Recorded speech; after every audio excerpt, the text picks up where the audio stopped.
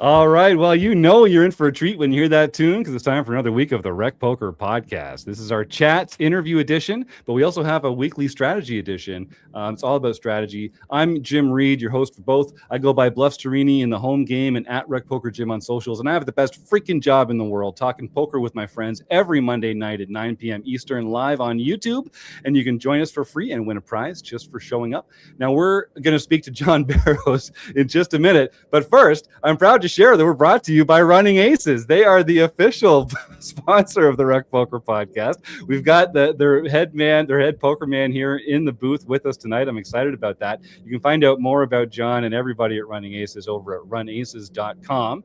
And now most of what we do here at RecPoker is free. We're a largely volunteer-based organization, so we really depend on support from our sponsors and from our premium members who take part in our training material and study opportunities for only $22 a month. Now you can sign up for a free account at rec.poker today. All it takes is an email address and a smile, although both are compulsory. But you know we love supporting food banks around here. So if you want to try out the perks of our premium membership, all you got to do is make a donation of any amount, even $1, to your local food bank. Send us the receipt, and we'll happily send you your first month of premium for free as a way of saying thanks for helping out your fellow humans. Now, speaking of fellow humans, you get to hear my voice pretty often because they let me host the show on Mondays. But I am just one man, and it takes a crew to make all the magic happen around here. We call our leadership panel the RECing Crew. And if you want to learn more about me or the rest of the RECing Crew, you can go to rec.poker/crew or just listen up because you can meet a few of them here on the show tonight. Because it's not just me. Like I said, we've got a full house. It's Rob Washam, Lorianne Persinger, John Somsky, and of course, invisible producer Rob Gardner. It's going to be a fun show tonight. Let's just jump right into it. John Barrows, we've become friends over the years. You are the what's your official title actually at Running Aces? I am the poker tournament manager. The poker tournament manager. Fantastic. Well, it's my pleasure to welcome you back to the show with RecPoker Weekend at Running Aces just around the corner. And we're going to grill you a little bit, though, John. I'm not going to lie to you. We've got some tough questions for you. So be prepared. You know, we're not one of those soft play just because you're a sponsor. We're going to take it easy on it. We're journalists here on the RecPoker Podcast, and we have our standards. Good journalism is valued these days, for sure. It's all right. There you go. Well, we're going to start our journalistic endeavor with our lightning round that we like to call opening the action. So this is our speed round, John. We're going to pepper you with questions. We're looking for fast, quick, and honest answers. You can say pass. Invisible producer Rob Gardner, throw 2 minutes on the clock. Let's get started with opening the action with John Barrows. John, what is your favorite poker hand? 10-9 suited. Nice one. Is poker a gamble or a skill game? Skill 100%. What's your biggest poker pet peeve? Throwing shipwrecks on the floor. I'm a That's savage disciple, apparently. like that. Is Die Hard a Christmas movie? Yeah, absolutely. Is Ace King a drawing hand? Yeah, 100%. Is a hot dog a sandwich? No. Suited kings or rec poker? Rec poker. Oh, what a guy. Dogs Love or my cats? Suited Kings friends, though, so. It's true. And you guys had a fun event with them. I saw you cheating on us. No, that's okay. Yeah, We I know. love it. It was a lot of fun, and they're great guys. They are. It's a big enough world. It's a big enough world for all of us. Absolutely. Tournaments or cash play? Tournaments. I've converted, actually. I used to be a cash game guy exclusively. I have converted. Should vacations be lazy or busy? Lazy. Pineapple on pizza, yes or no? Yeah. Yellow light coming up, slow down or speed up? Speed up. Are you pro chop or no chop? Oh, as an operator, believe it or not, I'm no chop. Nice. Would you rather action occur? I love that. Would you rather fight? Your answer and not intuitive, but that's good. Thank you. I like that. It's true. You'd expect people just want you to get it over with, but you're there. Let it play out. I actually enjoy watching it happen. Would you rather fight one horse-sized duck or 100 duck-sized horses? One horse-sized duck. Do you hang your toilet paper so it hangs in the front or that it hangs in the back? Oh, that's pet peeve. It's got to hang in the front. In the world right now, are there more doors or wheels? I'm going to go wheels. Name one musical artist you enjoy. Chris Bodie. Okay. Is there a code word for players who are in the blinds who want to? Okay, that's okay. It's okay. The buzzer went. We're gonna get this question asked. Is there a code word that you've heard from players in the blinds who want to play a hand down to showdown and maybe bust a bad beat jackpot, or maybe hit a high hand promo or something like that? But they don't want to say it out loud because they'll get in trouble and it'll invalidate the hand. Have you ever heard like a code word that they might use? Unfortunately, players aren't very subtle. They just simply say, "Hey, check it down." I wish they had a code word. I wish they were smart enough to do that. But let's check it down. Oh, come on, guys. All right, good answer. I appreciate that. All right, well, we're going to let our proprietary algorithm run in the background, and we'll come up with your score by the end of the show. But I think that was a pretty good one. Nicely done, sir. A couple of those were interesting. I told you we were gonna push the envelope a little. We were gonna put you in some uncomfortable positions. So that's what we do here. All right, now I just want to say before we get into our questions with John, I see we've got some folks in the YouTube chat. Hey, everybody, welcome, and I love to see all these friendly names and comments in the YouTube chat there. Get your questions in for John. John, as he says, he is the tournament director. He runs the whole poker operation there. We're gonna get all sorts of access, behind the scenes information about what goes on inside the industry as an operator like this. So a great opportunity to get your questions in for John. And of course, we're going to be playing Stake, Study, Stack at the end of the show. So I'd love to get some suggestions for how we can make John feel uncomfortable with some people in his life playing Stake, Study, Stack. And of course, stick around for a food bank raffle at the end of the show. That's brought to you by Ramp Poker. And we'll be giving away some real prizes. All you got to do is type food bank into the YouTube chat, but don't do it yet because invisible producer Rod Gardner is packing for Tulsa as the show goes on. So a little behind the scenes of our own for that. All right, let's get this baby back on track. Lorianne, why don't you jump into the first of our formal pre-scripted questions for John Barrows? Well, as customary, I have to ask the first and foremost informal question. Favorite poker hand? What's the backstory? And you said 10-9 suited, was it? 10-9 suited, yeah. And that's not an uncommon favorite hand for people. So I'm pretty boring in that regard. I'll start it by, I'll give you the backstory by giving you my background in Hold'em. Actually, is probably a little longer than a lot of people. I know a lot of people started playing Texas Hold'em as a recreational activity back in the early 2000s when it blew up on TV, blew up on internet. My first experience with Texas Hold'em poker was my first trip to Las Vegas in 1989. So I mean, this was back when it was still kind of considered a backroom thing. And, I'd only known how to play stud. Well, they had this $20 Texas Hold'em poker tournament. I'm like, I don't know what this is. And I got talked into playing it. I ended up finishing third. And what I figured out was back then was that everybody liked to play very premium hands. And that's literally all they played. So I just, for the heck of it, started playing. Into my head, I thought, well, why don't I just try this? And it worked. And so I started kind of looking for those suited connectors things, which obviously everybody now knows how to. It's a totally different ball game, and education of poker and playing Hold'em in general is just, it's evolved so much that I'm rudimentary of where I'm at now compared to the rest of the world.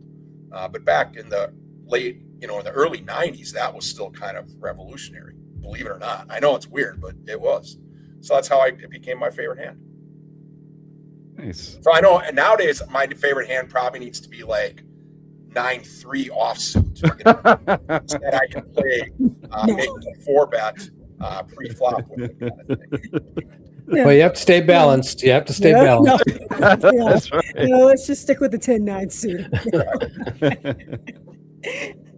Thank you for that. I know I had one to throw in there, Jim, kind of off script because we're the next question going in, but I just realized we've never, for our audience maybe that may not be familiar with Running Aces Poker Room, can you give us a little backstory in the room, like how many tables you have, just basically just a little quick backstory on the room itself before I go into the actual question that I have next in line. Yeah, sure. You Quick story of running aces is we opened as a facility back in 2008, April of 2008. We started as a racing facility only. The state of Minnesota required that we start as a racing facility before we could open a card room. Card room opened in July. I think we had to operate for 50 days was the deal before we could open the card room.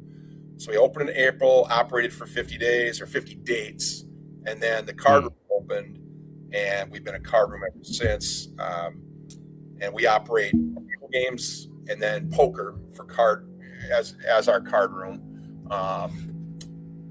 That is our backstory. We currently operate 14 live game tables, and we'll operate anywhere up to like 30 temporary tables for tournaments. So when I have MSPT in town, I'll set up as up to like 24, 25 temporary tables in our restaurant/bar area, plus the additional poker area that we've got. And so we can end up having up to, in theory, up to about 40 tables available for play. Our facility's pretty tight, pretty small facility for what we do operate. I would love to obviously have some more space, but that's basically our poker room. We're unique in that we operate our poker room in what used to be called our atrium, which faces our racetrack. So actually we have all glass walls in essence, and people can see out to the outside world while they're playing poker. So it's a very unique experience in that regard. I don't know that I've ever seen a poker room like that. I'm sure they exist somewhere, but so when you play at Running Aces, you get to see nature, or at least in this case, a racetrack. Yeah, a lot of casinos, they want to kind of close the windows, no clocks, just let people not pay attention to time passing. But I love that. That seems like a more human approach. And the only one we've seen is like the NAPT in Vegas and Resorts World, but that's because they set it up where they have to use the conference room, and that does open out into the strip area where you get a little bit. But other than that, you're right. Everything is enclosed because they don't want you to know, the usual what time it is. Mm-hmm. Well, one of the nice things about being where we're at is one of our casino managers was able to configure our racing tote board, which is a very, very large board. If you've ever seen a racetrack, you know how big these are. When we can put our tournament clock on there. So we've got probably the world's largest tournament clock running pretty much all the time now. So if I ever need everybody wants to see a clock, all I have to do is make sure the shades are up, and all I got to do is look at the track and they'll see it. And they can pretty much see it from any spot in the area. I love that. That's actually pretty cool. It's fun. A lot of fun. It comes in handy when we're running big events. Okay. And that kind of actually segues into we're speaking of tournaments and dealing poker. Basically, can you let us know what kind of training do your dealers actually undertake? So obviously we bring in experienced dealers as well. We're actually running a poker dealer class right now. So we've got 2 trainers on site, and they will take our poker classes of dealers, and they'll run them through from start to finish, pretty much every aspect that they can of the dealing process without getting a live game on the floor. Unfortunately, in Minnesota, we can't really live game train people. We have to either train them ahead of time or just hire them. So that's, in this case, we jam the training in pretty good. They're only going to be training for about 4 weeks before we get them on the floor. We know that we're going to be a little slower when they get on the floor, but we're trying to develop a base so when they get on the floor, they can run a secure game for the players, handle the players' pace of play, and basically handle anything that comes up that would be problematic. And then, speed develops. But, that's really, it's a lot of repetition. And, even with the class time, and we do this at our expense. We do not charge people to do this. Oh, really? Yeah, we when we do classes, we actually, we don't pay them, but they're there without any cost up front. They don't have to pay anything at all, actually. So if we hire them, and then they're part of the team. So complete dealer training at no charge. Correct. And actually we do that for our table games as well. If you take our table games classes, you can go through and learn all the table games, and then we will, at the end of the class, we'll make the decision of whether you're ready or not. And if you are, we'll extend you a job offer, and there is no cost for it. We've had to evolve in that regard to get candidates. Wow. That's here in Vegas, that's definitely unheard of. Sure. And speaking of which it's great that you train people at no charge to the applicant for dealers to be dealers. Now, that being said, a natural progression from dealers to floor person, when it's strictly speaking about poker, that seems to be a natural progression. Is there anything in particular, or how do you know who would make a good floor person if someone's interested in doing that? There any particular traits you look for, or? That's actually a really, really good question. My background prior to working at Running Aces was in other. This is my only casino job I've ever held. I'm by definition, a supply chain manager and real estate manager, and those were my professions prior to coming to Running Aces, and so understanding leadership and how leadership works is one of those things I do try to look for.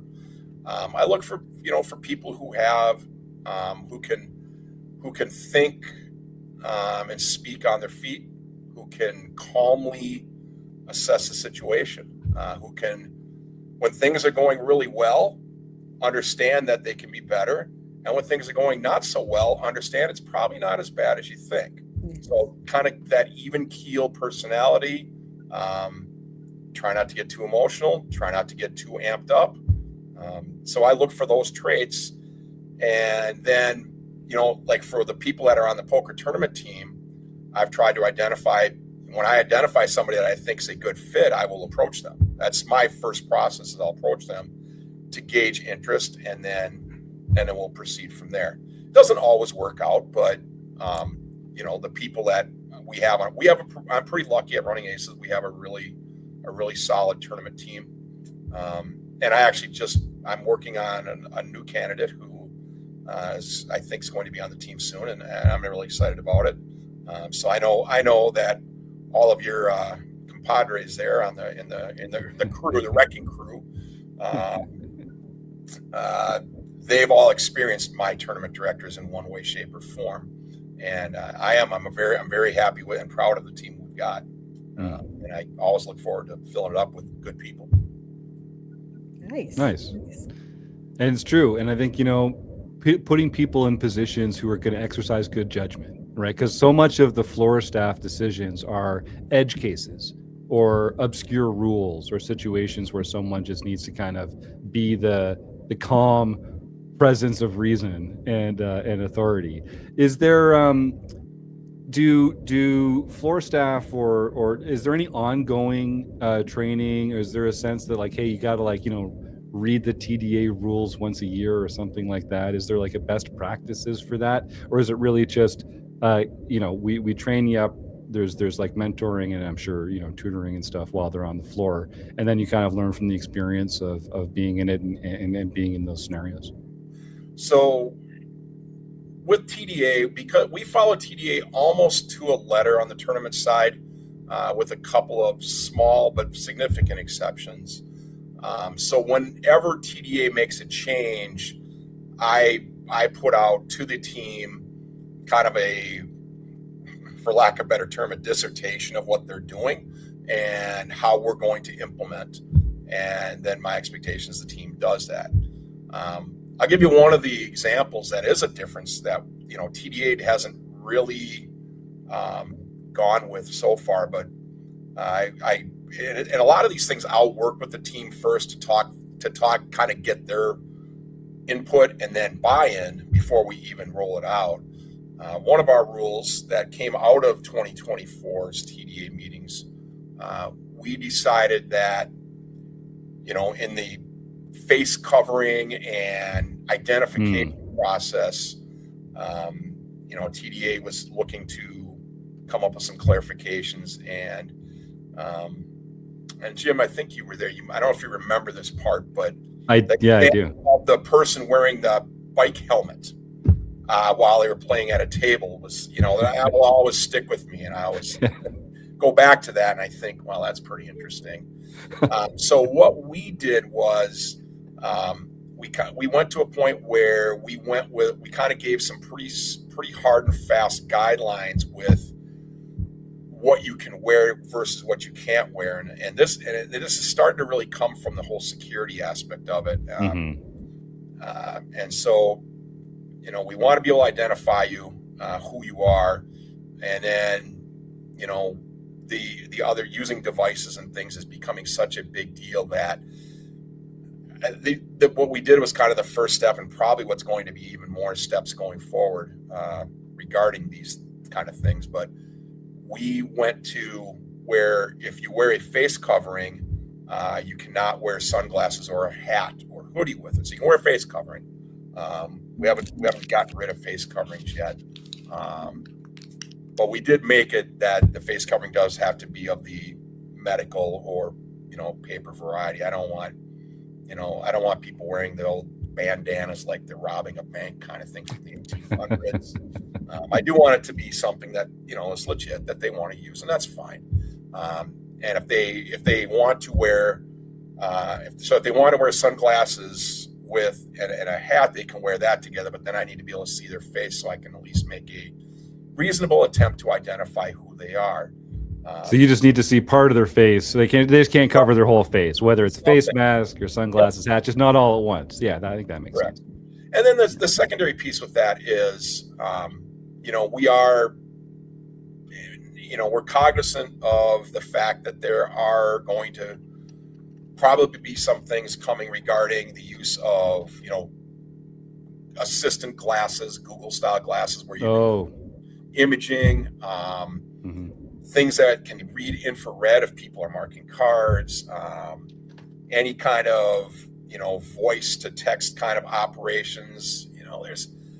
I really wish it wasn't getting to this point, but unfortunately we're going to have to deal with it. And, these are steps that are coming. You see people, some prominent players in Las Vegas are really pushing for the elimination of all of it completely. No sunglasses, no hat, no face mask, no nothing.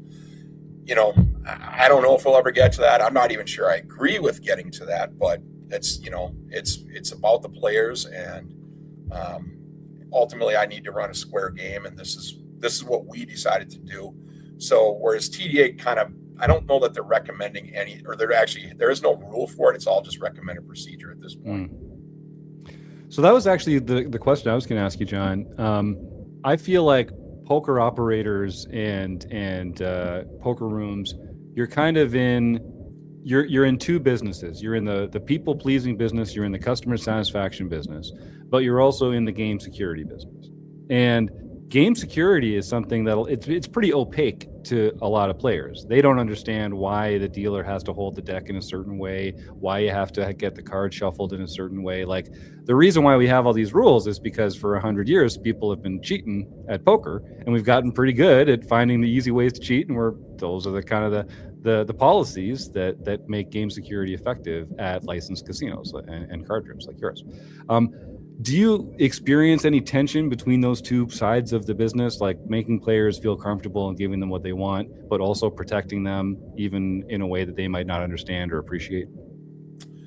A little bit. When we rolled that rule out in particular, we received a little bit of kickback. People want to zip up, go Kenny from South Park style and basically cover their entire face, Yeah. And I respect that, and why they want to necessarily do it, but I do have the game security piece. So yeah, there was a little bit of kickback, and it's one of the things I actually fear if we go down the road of not allowing anything. How much do we get to the point before our players say, well, this is no longer a fun operation? I want to listen to music. I don't want to listen to other players. I mean, how do we manage content creators? I've got a few content creators that play at Aces that we've given permissions to record for and do vlogging. And you mentioned Taylor. I allowed Taylor to do that during the last RecPoker event, and I love content creators. I love what they bring to the to poker and to gaming in general. I think it's really good. It gets people interested and they're learning about it, and maybe people who've never done these things before. So, it gets great exposure for the industry. Yet it is a balancing act where how much content creation do we allow versus, and so internally it does cause a little angst about how to balance it, because this is uncharted territory. If I may, I think... Yeah, of course. I was going to say, one of the things I will say in Vegas, and I think Wynn does really well, and it's something that is posted right up front, players know going in, so there's no complaint once you get to it, is that it clearly states that once you get down to a final table, there are no phones of any kind required. You can't... I'm a person who likes to listen to music. To a final table, there's no headphones, no phone or anything on the table. And if you want to call or talk to somebody, you literally have to step away from the table to even use your phone. But like I said, they've had, to my knowledge, no issues with that, because it's something that's clearly stated up front. So everyone who enters a tournament, they know this right away. They can't say, well, I mean, they could try to, but it fall on deaf ears to say that I didn't know, you didn't tell me, when they clearly have it clearly posted, and they stated from the beginning that no, once you reach the final table. I was going to say it's down to the final two, but no, that may be in bigger tournaments. But I do know, like, for even their daily, we're talking the daily tournaments, there's no phones of any or electronic devices of any kind at the final tables.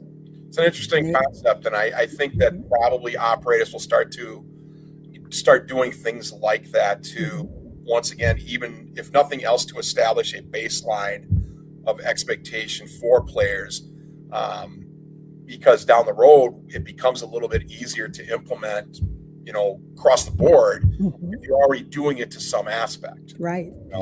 So it was the same process behind we're going to come out with this mask and sunglasses hoodie rule, in part because this will help segue down the road if and when we decide to make more changes. So good for the Wynn to do that. I know the staff there's pretty solid staff. So I know one of the people has actually come up to work some of the events at Running Aces as part of MSPT, and the good people there and smart people. Is it Ryan that's the head of poker there? Yeah, Ryan. He's I only had a chance to talk to him once, but he seemed like a nice guy when I was in Vegas. So good for them. Nice. Now we've already got some great comments in the YouTube chat here, and I do have some questions from Kelly and Joseph. We'll get to those a little later in the show. Jack LaRue wanted you to know that he likes the live updates on YouTube from Running Aces. So whether that's RecPoker or not, you guys doing something fun there. Okay, I'll ask this other one a little later on as well. Now, John, you mentioned, so funny, every poker operator in every state has local regulations, and you have to conform to these regulations. And you kind of mentioned earlier, like, in order to have a poker license, you needed to be a racetrack first, and you had to operate for 50 days. And I bet you the poker room was open on the 51st day. You know what I mean? So you also have in Minnesota, you can't spread no limit hold'em cash games. So you're restricted to, or restricted isn't the right way to put it, but instead what you offer is a spread limit, which has a maximum bet of $100 on any street. And I think this is one of these notions that politicians have, that's like, oh, we're going to make it safer for newbies, and we're going to make it harder for people to like lose their whole paycheck in one hand of poker. So like, I get the sentiment, and it's very sweet from someone like, I get why someone who doesn't understand poker would think that was a good idea. So it puts you guys in the position of like, okay, so how can we offer something like that and still conform to these situations, to these stipulations? Does offering spread limit versus no limit have any difference operationally to how you guys offer games? And I know that you've started offering this timed no limit game, which I think is really interesting. And talk a little bit about those different styles of poker. Yeah. So Minnesota has a maximum bet of $100 for live game poker. That law was put into place, I believe, 2012. So even at the time it was probably outdated, but Minnesota's not, we don't move at the fastest rate or pace of that we would like as operators. No politics do. No, you're right, exactly. So having said that, that's the rule, and so we abide by it.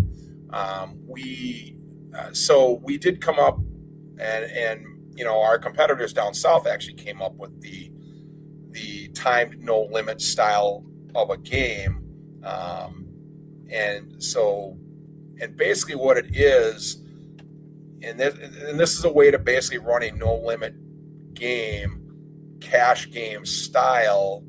However, it's run under the specs of a tournament.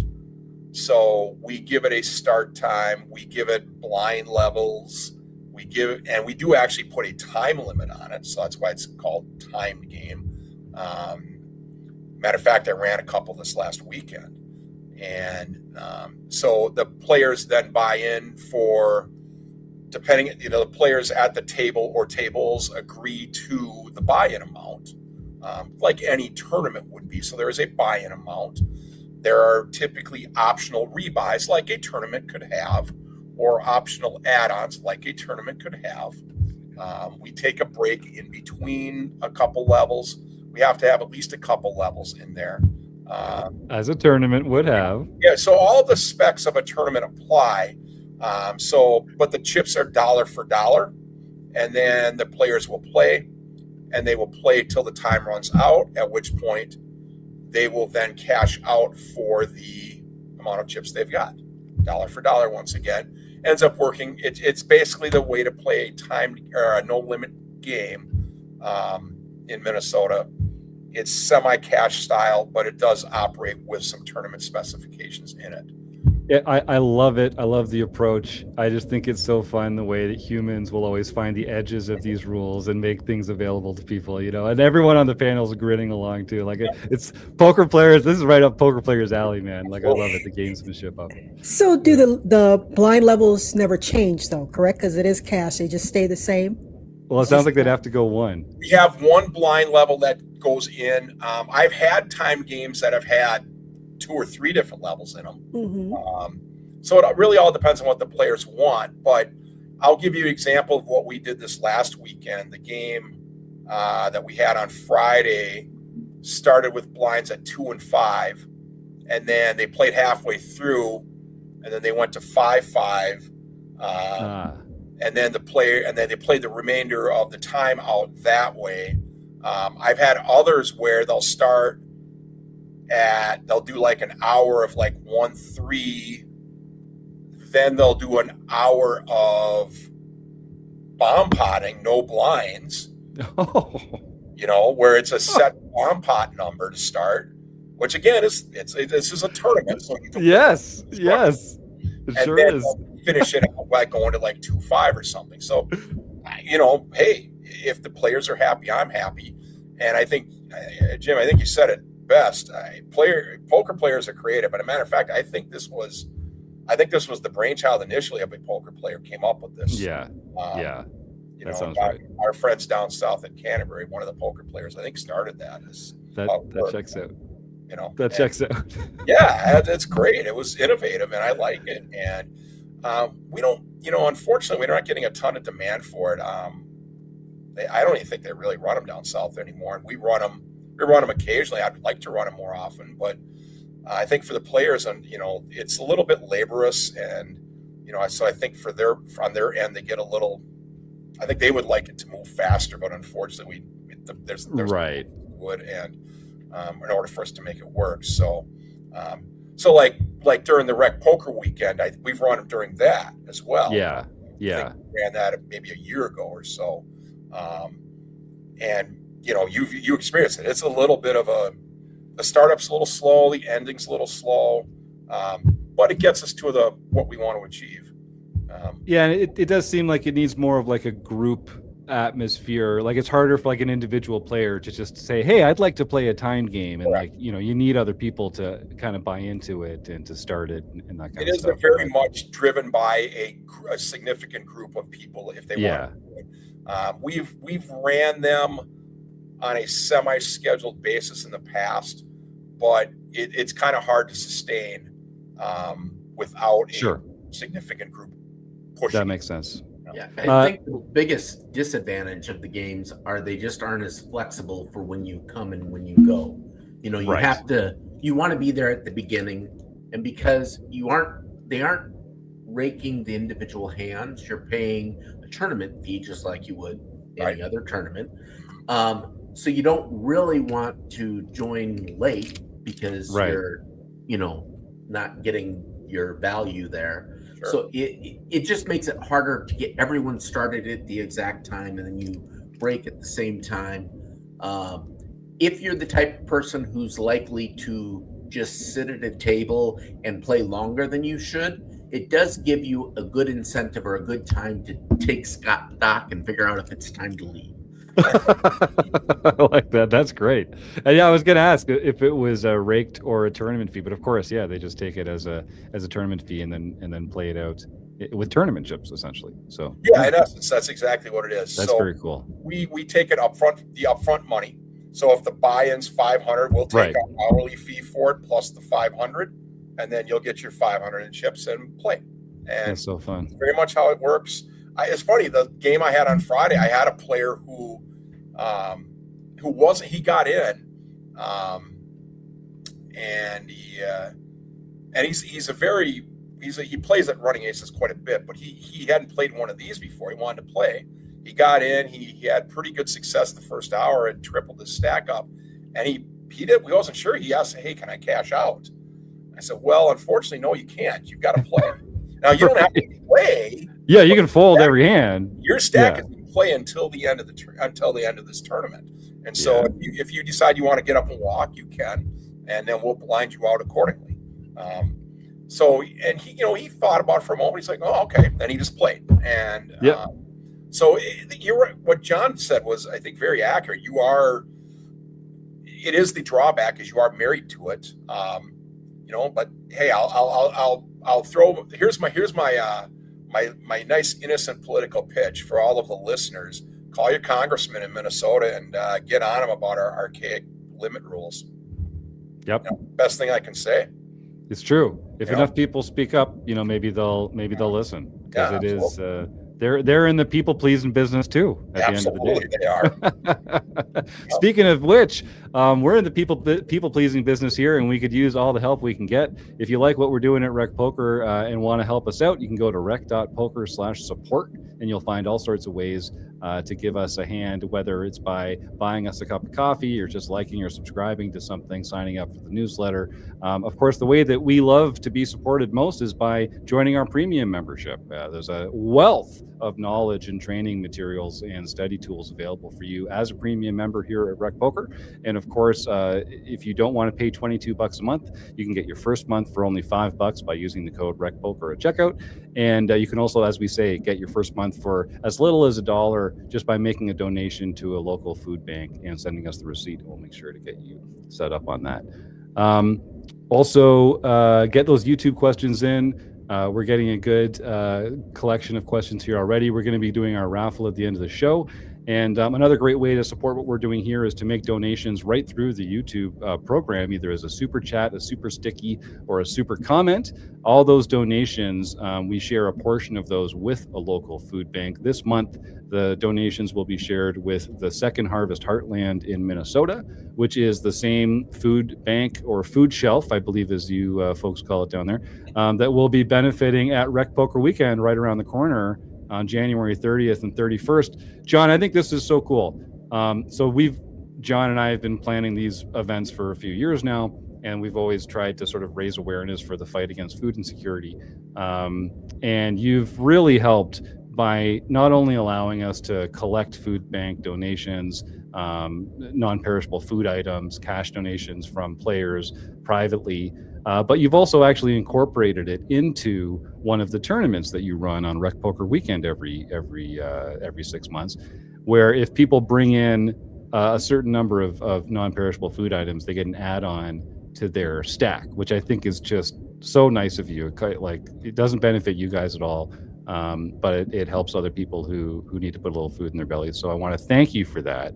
And then there were some hoops to jump through to kind of make that happen, right? Because of course, game security, everything's about compliance.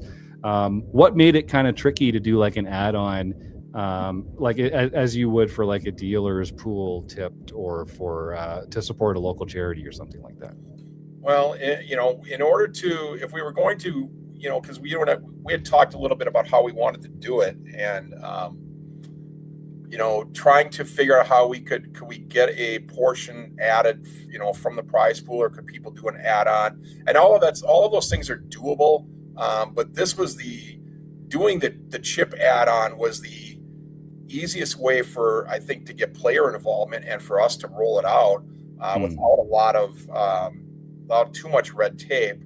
And I think the players kind of appreciate it, because something a little more tangible than just throwing $5 or $10, and obviously the cash matters too.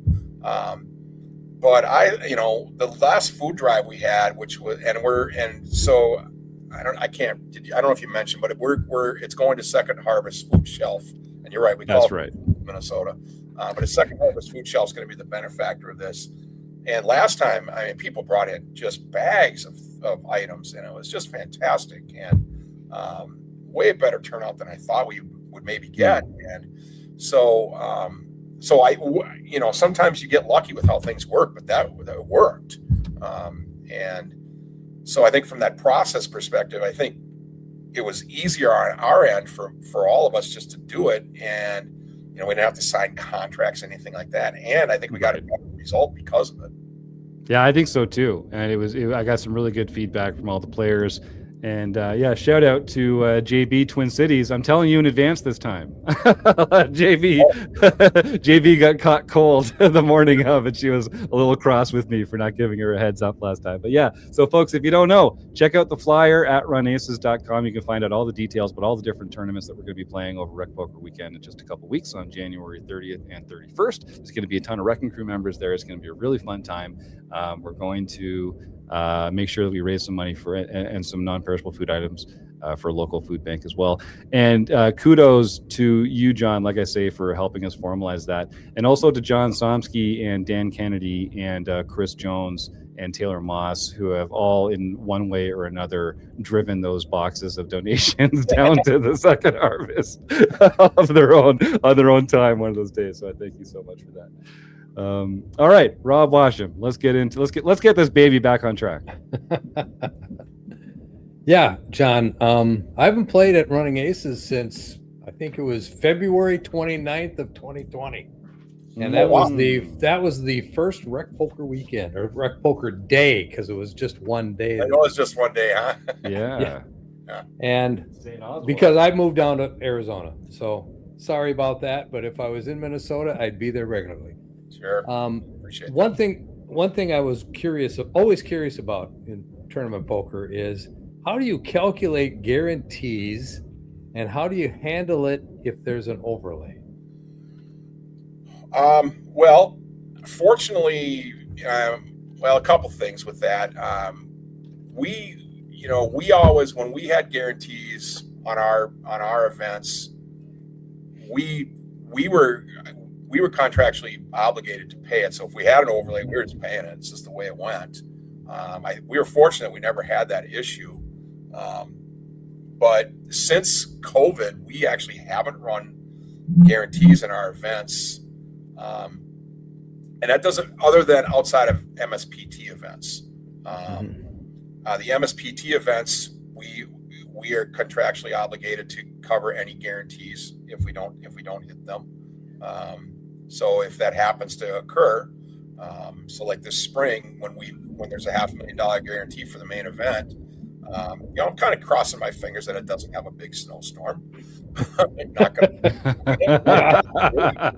it shouldn't, but we've had them before, and all of a sudden on a day when we should have 300 people show up, we have 35 show up. I might cringe a little bit. I'm sure Brian from MSPT would probably cringe a little bit as well. But that's the nature of the business there. So I know there was some controversy last summer I think it was last summer in Las Vegas with when operator didn't honor some guarantees and started pulling them. And I can't speak to why they made the choices they did, but my belief is that if you're going to put a guarantee out there, you have to honor it.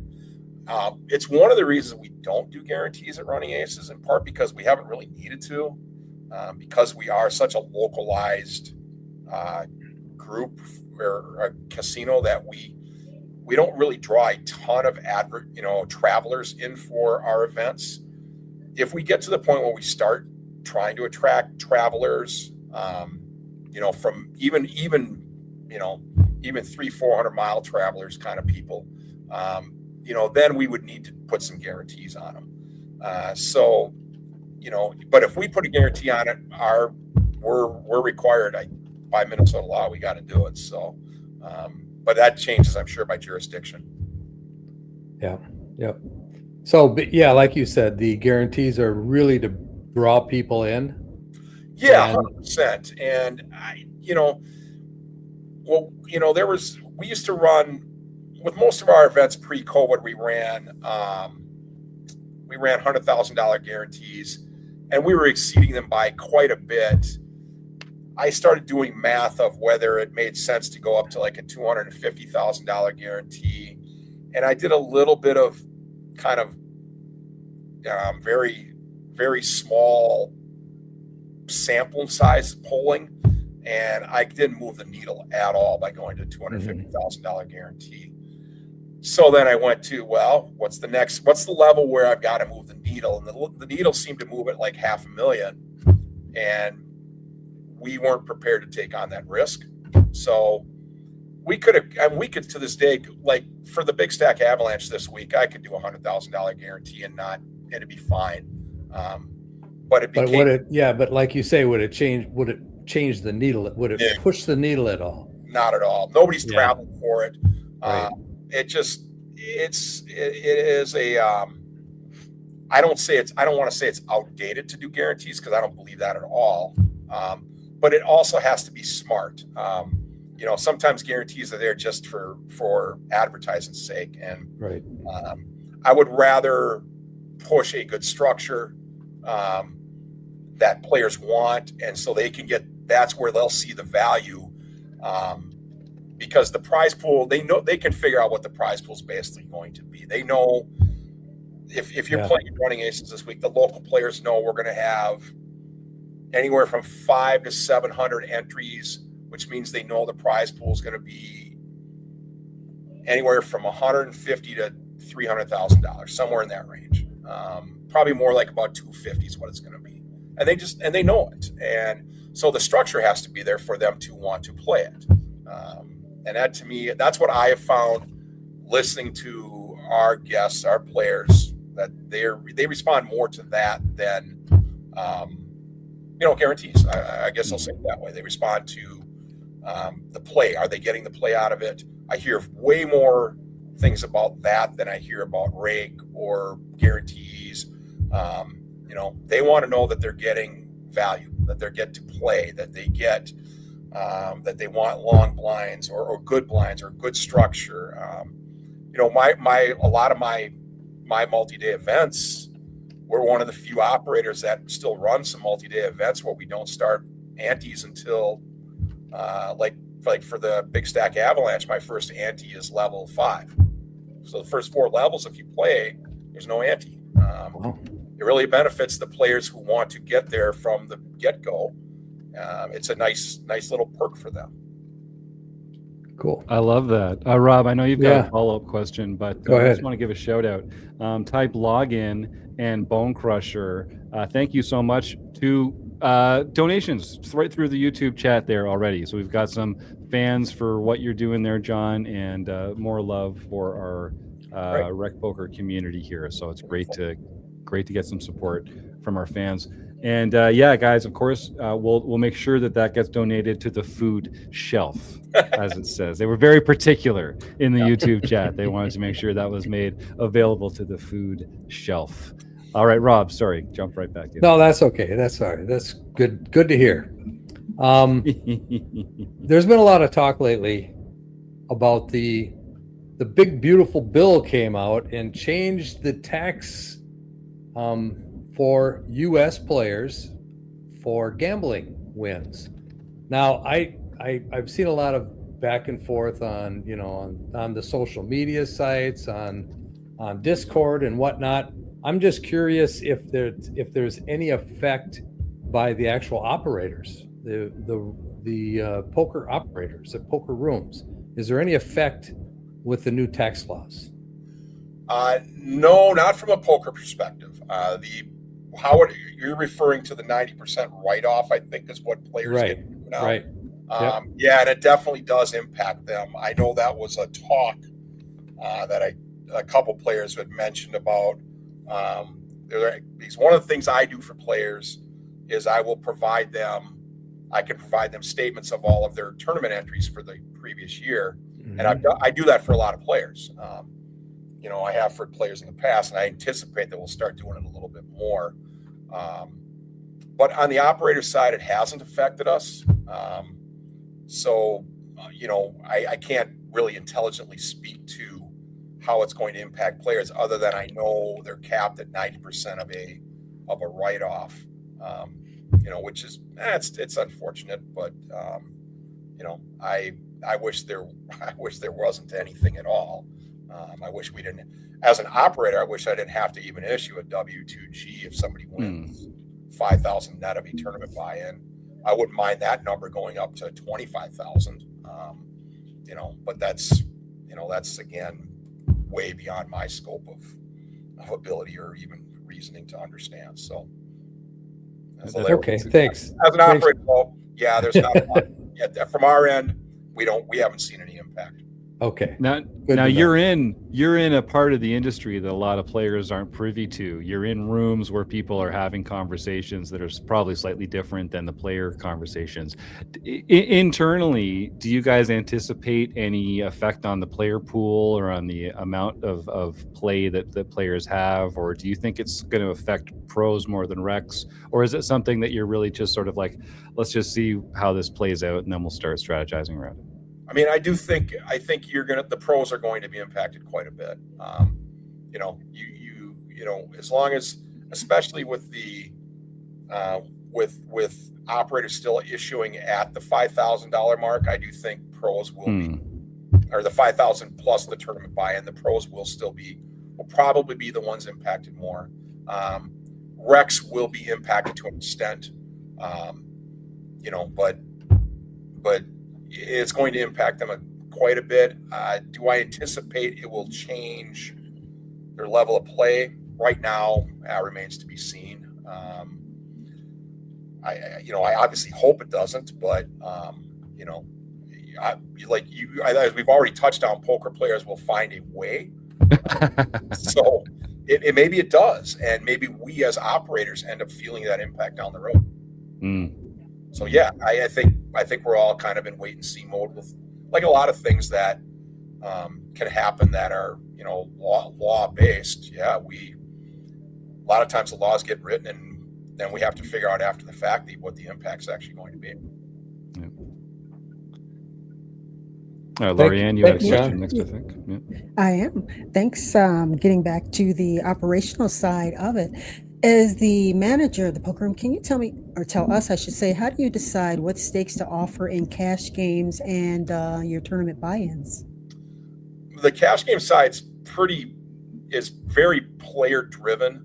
Well, they're both player driven, but the cash game side is very player driven in that we'll offer pretty much anything players want to play, provided they meet the $100 maximum that the state allows.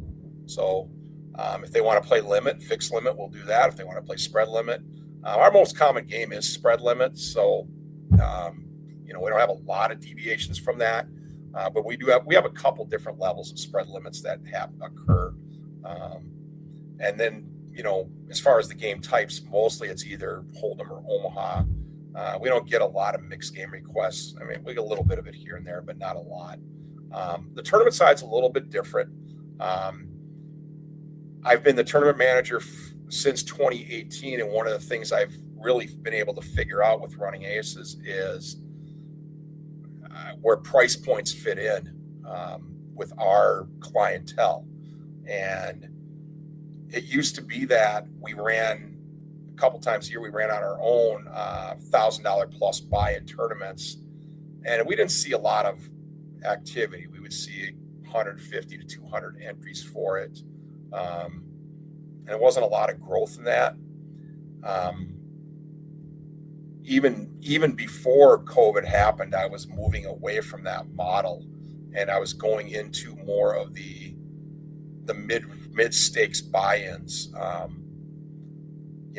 And to this, so now to this day, then COVID happened, and to this day, my multi days are run anywhere from $360 to $500, and I don't really deviate on those buy-ins because that's what our clientele ask for, and that's where we see the most feet in the door.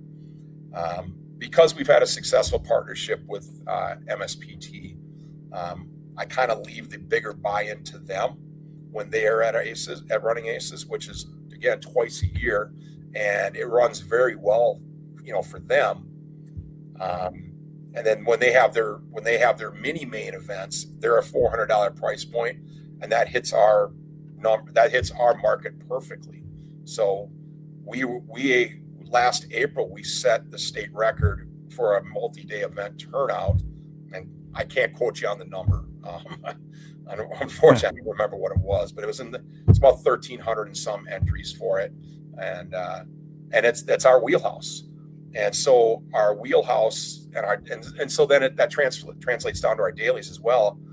Our wheelhouse is our double stack tournaments, which are $200. We've got a variation of what I call the old double stack, which is now we call it the player special. That's $150. Those are kind of our wheelhouse tournaments.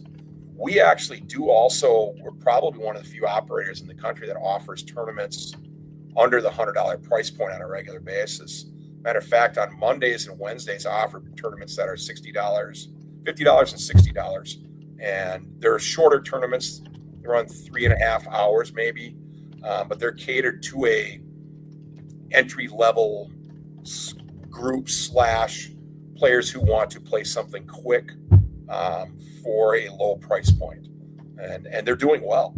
We're getting people in the door, and we're not really, as far as making money on them goes, we're not really making a ton on them, but it's giving players some exposure, some players that are new to the game, an opportunity to expose to playing, casino poker at a nice low price point, which is kind of what we've always been known for. And then it also feeds into some of our other clientele that like those quick tournaments that they don't have to invest an 8 to 10 hour day in. So for us, you learn. I think for all operators, they learn what their clientele want, and then they build back from there. Makes absolute sense. Like you said, first and foremost, know your clientele, your sweet spot, as I like to refer to, or as you say, your wheelhouse.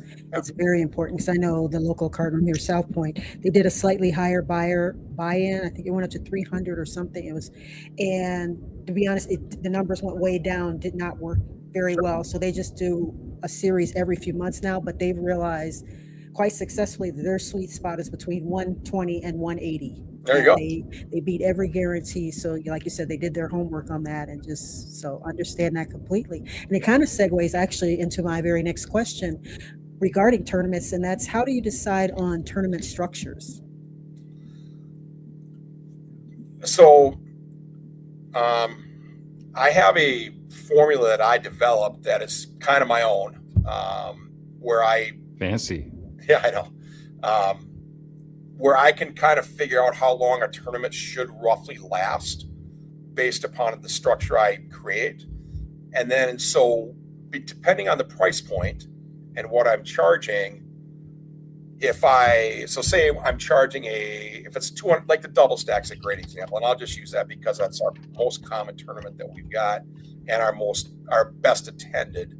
I know based upon the structure that I've built, that tournament could last up to 9 hours, 9.5 hours, but realistically it lasts about 8 hours. And then if you watch our tournaments, they typically last between 7 to 8 hours, depending on if the players make a deal of some sort. So whenever I'm creating a tournament, I'll plug my structure in, see how long it lasts, see the rake I'm charging doesn't meet our internal goals. Are my dealers getting appropriate compensation, et cetera, et cetera? And that's how I do it. I'm sure other operators have different methods. A former casino manager at Running Aces had started a model like this, and I kind of took it and tweaked it a little bit, and so it's a little bit scientific and admittedly a little bit of guesswork at the same time. Cool, right on. I love getting these insights from the professionals on the other side of the counter. I know. We're all so curious. What's it like over there? We're always on the outside looking in. We're getting some great fun action in the YouTube chat about bourbon and the NFL and what they're looking forward to about RecPoker Week. A little bit, I guess. There's a lot. There's a lot going on in here. There's a couple Skol shouts. There's some Seahawks fans. I'm getting some Steelers razzmatazz. It's a fun time here in the YouTube chat. Speaking of the YouTube chat, it's time to start typing the words food bank into the YouTube chat. That's all you have to do to enter our food bank raffle, which is at the end of the show. We support this cause, this fight against food insecurity, because frankly, it's just a tough time in the world right now for a lot of people, and maybe for someone that you might not expect needs a little help putting food in their own belly or on the table at home for their family, for their loved ones, for their kids. I know it's a very charged time politically right now in the world. There's a lot of division, but one thing I think we can all agree on is that hungry people should get some food in their tummies, and if we can help them to do that, then that's a great way to make the world a better place. So if you're listening, pull out your smartphone and just Google food banks near me. It's that simple. You'll find an organization that can benefit from a few dollars out of your pocket, a few volunteer hours out of your week, or some non-perishable food items from your pantry. And what we like to do is just raise awareness for the need in these particular times for people to be supporting each other. And a great way to do that is by making a donation to your local food bank. And so I just like to say food bank about 30 times during the segment, just in case one of them lands. And we will be giving away a prize at the end to one of our folks who has typed food. Okay, food shelf. All right, fine, Joseph. Type login in there. He's typing food shelf. We will accept food shelf in lieu of food bank for this time. Rob Washington. We got so many Robs over here now. It's driving me crazy. Rob Washington, you are our resident RecPoker Santa Claus. What are you going to pull out of your sack of toys for our prize this week? Well, this week we are giving away a digital copy of the book Optimizing Ace King by James Split Suit Sweeney and Adam Weasel Jones from Red Chip Poker. Fantastic. And why are you giving away a copy of Optimizing Ace King by James Split Suit Sweeney? Well, it just so happens that this Wednesday, if you're watching us live, you'll know just this Wednesday we're starting the next book in our book study, and it is Optimizing Ace King. All right, there you go. And folks, if you're not watching this live, don't worry. We record all the sessions. It's never too late to jump into the book study. Even if you miss the first one or the first couple, Rob produces slides for each of these presentations, summaries of each chapter of the book. And then, of course, you can watch the videos of the previous sessions as everybody kind of goes through the concepts that are introduced and talks about them with each other. It's one of our longest running training opportunities here at RecPoker. And I think it's one of the things that we do really well. Rob, you've worked your way through about a dozen of these fantastic poker books now. And if folks want to, again, get your first month of premium membership here for $5 and go back and just, you can really get a lot out of some of these very dense tomes of poker strategy as well. Rob hasn't shied away from some of the toughest books out there. Yeah, and I just want to tell Joanne that the parking lot hand is actually ace queen, not ace king. I've heard that too. There you go. For some people, ace king is a parking lot hand. You never know. Yeah, you never know. Actually, aces can be a parking lot hand for that matter, but it just seems like ace queen happens more often. That's true. I've heard that too. All right, so John, we're going a little long here. I really appreciate your time. We've got a few questions from the YouTube chat, so we'll roll into those, and then we'll pat this baby on the butt and get on out of here. This one is from Type Login, and thank you again, Type Login, for your donation through the YouTube chat. We'll be sharing that with the local food shelf. Question for John. The Suited Kings one-day tournament with 30-minute blind levels and 25K starting stacks was a great player-friendly format. Will there be more of this type of tournament? Yeah, it was kind of a litmus test to see what we could do. Without going into too much of the detail with the guys involved with those, that was something they were interested in trying. So I came up with an event, and it was, it was, I do have to look back. I'm going to have to take a look at numbers and see how it worked out. But yeah, the feedback was fantastic, and the players obviously liked it. And, one of the days ran fine. The other one ran maybe a little longer than I anticipated. So, and that's why I say I've got to look at it, but I don't know that there's a lot of tweaking I have to do. It's always been my goal to get it back on the schedule as like a once a month event where I'll do a 30-minute blind single day event that I know is going to run 11 to 12 hours. So, keep on the lookout. I hopefully I can do that sometime in the near future as a regularly scheduled event. Even if it's not a weekly event, it might be more like a once a month kind of event. Yeah, right on. That sounds great. Speaking of once a month events, you've got a request from Joseph here saying, I have a request for a once a month, and he says maybe the first Wednesday of the month, but don't do it on the first Wednesday of the month because that's our home game No Limit Hold'em series, Player of the Year series. So don't do it on the first or second Wednesday of the month. But he's asking for a mixed game tournament, PLO, stud, 5-card draw. It doesn't matter. Anything but Hold'em, he says. Maybe once a month. Is that something that you guys feel like there's an appetite for? I do think there's an appetite for a PLO tournament. It's not far away. I'll just say it that way. Cool. So that's the best way I can say it is yes, I have a PLO tournament in mind. Once again, it won't be a once a week scheduled event. It'll be more like a once a month event, but I do have one in mind. It'll probably be coming sooner rather than later. I'll say it that way. Cool. All right. Nice. Another one. This one's from Kelly Stork. Do you ever run out of chips? No. I'm fortunate that I've got a lot of chips. I've got denominations I don't even use actually. So, there you go. I have made my CAPEX request to my manager for an couple additional chip sets. We'll see how that goes. All right, but yeah, it's true. If you've got a couple denominations in reserve, it would be quite strange to need that volume of chips in a time frame when you couldn't. Couldn't plan for it. I'm in good shape chip wise. I make it work with MSPTs, and if I can handle a 1,300 person tournament there, that's not a problem. Oh, apparently I got the question wrong. Hold on. While I'm looking for that, we've got a question again from Type Login here. Are there plans for an action clock or a shot clock like the chess clock for tournament play? I love the concept of it. And I think a lot of operators have experienced this as well. As I think there's just such limitations with the equipment. It's not easy to operate.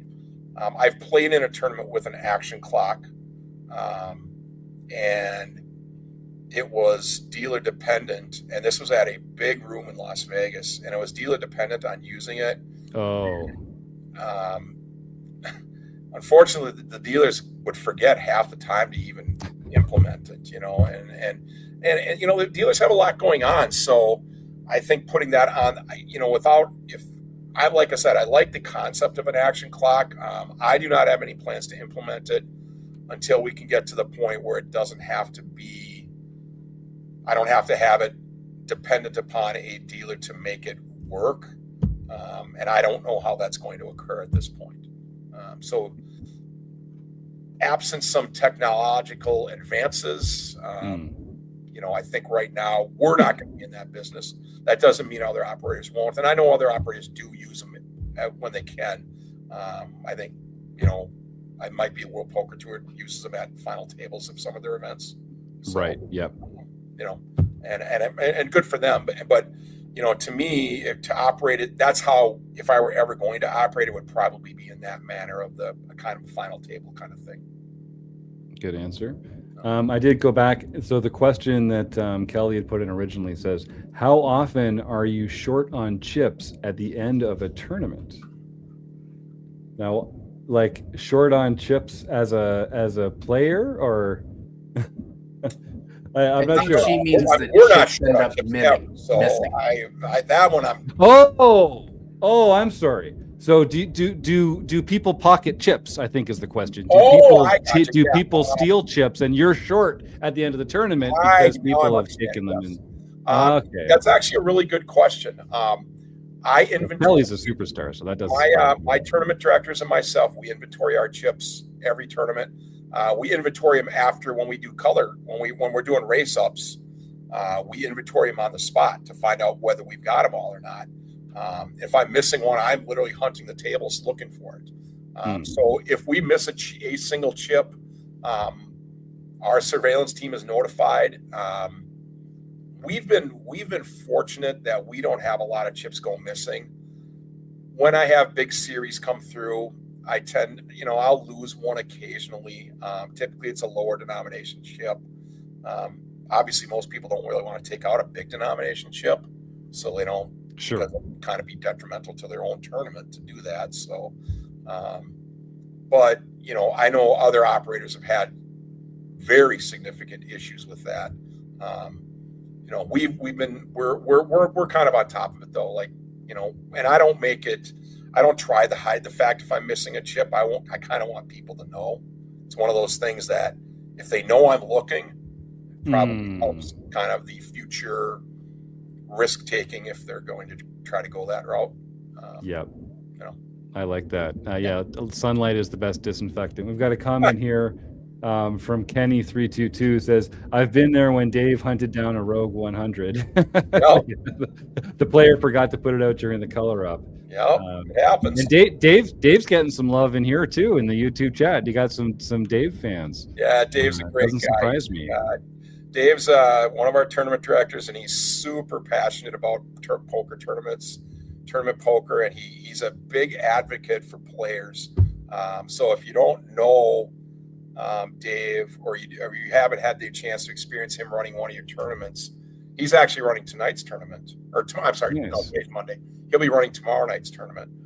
Dave is probably more than anybody on our team an advocate for the players. So. Just so you guys know, he's in your corner. He's always going to be looking out for you. That's great. Yeah, I've always had positive experience with all the staff there. And I will say that that's the kind of thing that starts at the top, right? You've got people with good attitudes, with good judgment, who are fun and professional at the same time. And it's a hard thing to do. I don't think people appreciate how much of a juggling act it is to run the poker room the way that you do. But you have to be good at a lot of things, and you guys are good at a lot of things. I appreciate that. It's awesome. Appreciate the sentiment. Quick comment here. A question from Kenny322. Can we get shot clocks on certain players?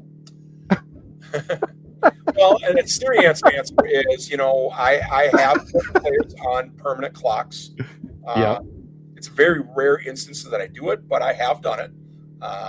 I've had to go to extremes where I did I put one player on literally a 5-second clock for the remainder of his event.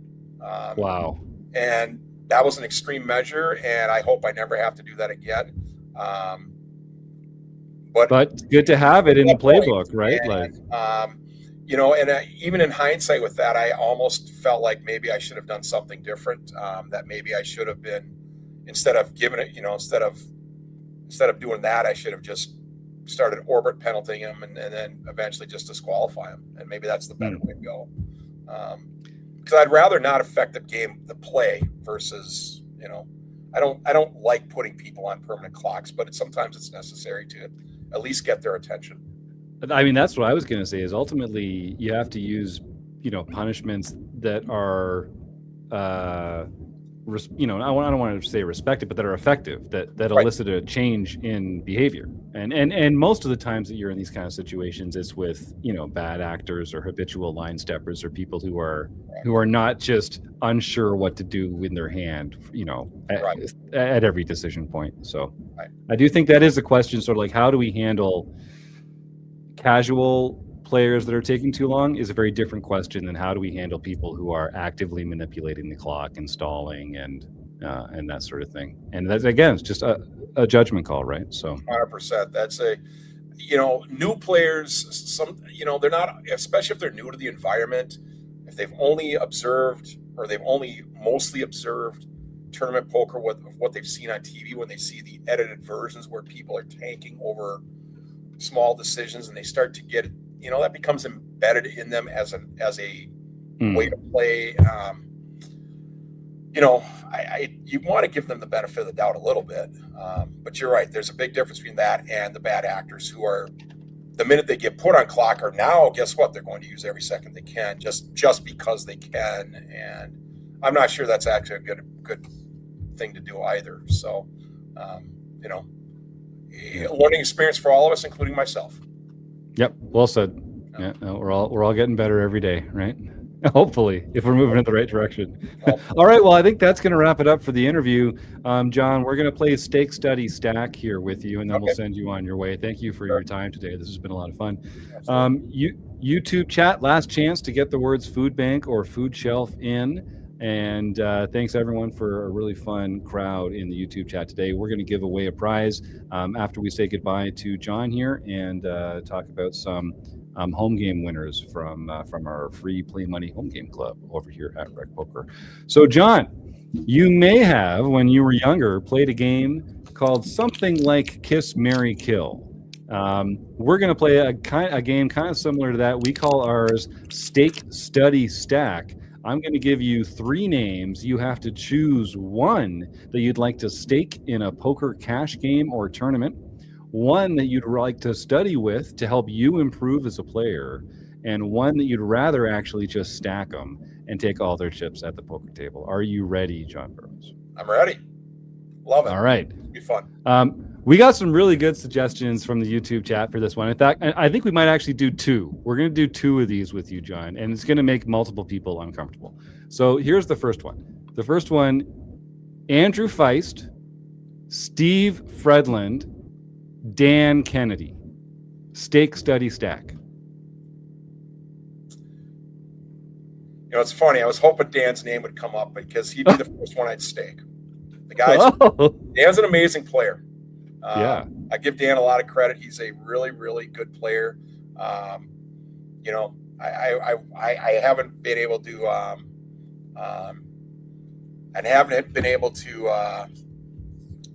watch enough of his game to know what he does or what he doesn't do well, other than his every dealer squat routine. Of course. So that's obviously a lot of fun. But, I would stake Dan. And you know what? He brings donuts, too. So there's a little soft spot in my heart for a guy that brings donuts. I've lost weight, but I still like my donuts. So I'm going to never turn that down. My study side would be Steve Fredlund. Steve's, obviously, Steve well. And I think the reason to study with Steve is maybe more not even of the poker variety, but the guy, he's just such a balanced guy when it comes to life, and he's what he's doing now in life. I think we can all learn from guys who are for people who are well balanced like he is, and so by default Andrew gets the stacked version, and he used to work with us at Running Aces, so I guess I can needle him a little bit that way. That's beautiful. Right on. Well, that's John Barrows, everyone. John, thank you so much. And I know all our members that are either local or making the trip up for RecPoker weekend on January 30th and 31st are going to have a freaking fantastic time. Thank you again for all the great stuff you do and all your support over the years. It's not hyperbole to say the RecPoker podcast would not be here recording episode 750 or something crazy like that if it hadn't been from the support of you guys back in 2016, back in 2017, wherever this whole thing got started. So thank you again and have a fantastic week. And we'll talk again sometime real soon, I hope. Sounds good. Everybody, we'll see you guys in about a dozen days or so. Yeah, week and a half. Can't wait. All right. Bye, John. Take care. Good, John. Take care. Try to stay warm. I do my best I can. All right, well, let's roll through some home game winners. Let's give some people their flowers, John Somsky, and then we'll give some people a free copy of Optimizing Ace King by James Splitsuit Sweeney. Run away, John. All right, I should have 2 weeks worth of results, but I was actually out of town this last part of the week, so I didn't get the chance to get them. But we do have 1 week. So on our mixed game championship series, Bone Crusher 14, Marcel Dusick got his first no limit hold'em or mixed game victory for the year. And for Dan, sorry, I'm also you're doing great the home game tonight. Oh, right, of course. Dandy Resgy, Daniel A. got his first nightly victory for the year. John Lancer got his first nightly victory for the year. JB Nice. Twin Cities There got her she first is. nightly victory for the year. JD Cat 32, Jeff Catalano got his second nightly victory for the year. K Poker Wannabe, Ron Payton got his first nightly victory for the year. Jaden Jewel 2, Mary McCune got her first international victory for the year. One Jack Flack, Brett got his first international victory for the year. Congrats. And Stewie 13, Stuart Carriage won his first LPP event for the year, and he can contact info@rec.poker for his free month at Learn Pro Poker. There you go. You love to see it. Stewie Carriage, just one of the most reliable players I've had the chance to play with. We got to do some traveling with Kim Kilroy and Elizabeth Bennett Martin down for some run good events over to Ireland for the Irish Poker Open. And this guy is he knows how to nurse a small stack through the bubble like nobody's business. I see him ladder up like it's his job. It's amazing. So congratulations, Stewie, and all our winners. And some early front runners for our Player of the Year series with one monthly tournament in the books already. But folks, it's not too late. We play a mixed game every month on the second Wednesday of the month, and we play a no limit hold'em game on the first Wednesday of every month towards our Player of the Year race at the end of the year. But we only count your best 10 scores. So even if you've missed a month or two and you're coming in late, don't worry. You're not going to be penalized by missing a month or two. You can still get in there and compete for the championship crown. And yeah, get that invitation into info@rec.poker. Send that email, and Stewie, you can claim your free month at Learn Pro Poker. Rob Washam, you've got a couple updates and stuff to announce as well, I think, and then we'll find out who our prize winner is going to be and roll on out of here. Yeah, I was a little lackadaisical in December, so I never published the November ROI results. So we've got November and December available right now. How exciting. So let's start. Number one was Fergie 56 in November. No surprise there. Yeah. Number two was Killy 19341. Mm-hmm. Number three, Poker Geek MN. Wow. And then we had Graphics 16. Roger, love it. That's awesome. Larson's Opening. Beautiful. Nice work by George there. And Now Then KB. Oh, wow. Wonderful. And then that's great. Someone that John already mentioned tonight was JD Cat 32. Love to see it. That was November. And now in December, it was a runaway by Poker Geek MN. Oh, coming in strong at the end of the year. 160% ROI in December. Okay. Followed by Walton JB. Nice, Joe Walton. Yep. And then a name everybody's familiar with is Evil Roy CA. Of course. And to round out the top 5 non-RECing Crew members, Eric Anderson, 85, Stewie 13, Apple of My Eye, East Coast Bitter, and JB Twin Cities. How about that? I love it. And it's so cool, man. Like John, you run all these different home games, and we get all these unique winners every week that, you know, maybe it's their first time in the home game club, or maybe it's their first time winning one of these. And then we also just get all these regular OGs of RecPoker who have been around participating in the different study groups and that kind of thing. And it's so cool seeing our premium members really ascend to the top of these, you know, just for fun leaderboards. But I mean, bragging rights are bragging rights, and it's pretty cool to see. I love to see it. All right, and we also have our premium membership participation winners, right? Who's won a month of coaching with our coaching? Premium. And actually, this is for a number of months because we didn't run it for a month or so, but we have 2 winners, and that is Joe Walton and Ben Enslow. Oh yeah, great, nice. So we have 2 players, and one of them gets a free month with Matt Matros, and one of them gets a free month with Mark Zhang. Nailed it. Nice. And it's actually this week, if folks want to join in, if you're a premium member at RecPoker, this Thursday, January 22nd at 9:00 Eastern will be the coaching session with Ben Enslow and Mark Zhang. So that's going to be a lot of fun. And then next Wednesday at 9:00 Eastern will be Joe Walton getting a coaching session from Matt Affleck, one of our RECing Crew members and coaches here at RecPoker. And it's amazing. All you have to do to win one of these coaching sessions from these professional players is just enjoy some premium membership events. Come join the Zoom, get involved in Rob's book study, my poker tracker event, Kim's hand history. There's so many different study groups and coaching sessions and things that we do throughout the month that if you're a premium member, get involved. Every event that you attend, you get a new raffle ticket essentially, and then we draw some random winners at the end of the month. So congratulations to Joe Walton and Ben Enslow, and to all our premium members who are enjoying the fantastic coaching material and study opportunities here at RecPoker. All right.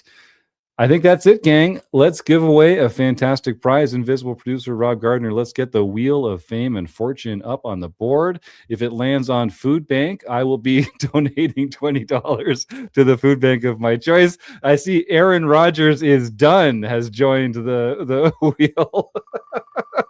Can I get blue, orange, and white? Can she get it once? You don't even have a starting quarterback. I'm worried about you guys. I know. Kelly Stork. Kelly Stork. Come on. Now. Yeah. If people don't know, Lori Ann's a big Denver Broncos fan, and they are advancing into the playoffs. But it's a tricky spot to be quarterback. in. I know. They announced after the to game. be fair, he gives quarterback all the time as a gas station attendant in his spare time, damn. So. I'm sorry. Damn. Sure. What now? Mr. Jared Stidham. Oh, Burn. geez. Burn. Okay. All I'm gonna right, remember Kelly that. Stork. Kelly, you are the winner. So, Kelly, congratulations. And thanks for joining the live version of the broadcast here. Send that email to info@rec.poker, and you will receive your copy of Optimizing Ace King. And if you're free on Wednesday night at 9:00 Eastern, or no, at 7:30 Eastern, 4:30 Pacific, 6:30 Central, the only time zone that matters. How am I doing with that? Yeah. Okay, nice. Then you can join the book club with Rob and all our other premium members and learn along with the gang. All right, gang. We had a fantastic time. This is the highlight of my week. Thanks for joining us all here in the YouTube chat. I want to thank John Barrows. I want to thank John Somsky, Rob Washam, Lorianne Persinger, Invisible Producer Rob Gardner, all our RECing Crew members, our premium members, all the fun folks in the chat today. We couldn't do it without you guys. That was a lot of fun. And our audience, our listeners at home, you guys are the best. It's exciting. Keep enjoying. We'll keep making these. See you next week on the RecPoker Podcast.